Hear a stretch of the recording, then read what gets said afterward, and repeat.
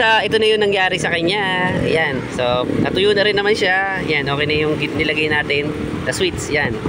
So, ito na yung magiging switch nito. Ito. So, lalagyan ko na ng wire to, guys. So, siguro itong wire na ikakabit natin, yung puti. Ayan. O, tara na. Basta pa tayo. So yung guys, ito na. Lalagyan ko na ng wire to. So, hindi ko na ipapakita. Kung gusto nyo makita kung paano ko nilalagyan to, guys, meron tayong video nito na kung paano ako maglagay ng mga wire. So, ito na yung mangyayari dyan, guys. So, lagyan ko muna ng wire to at babalik ako kayo.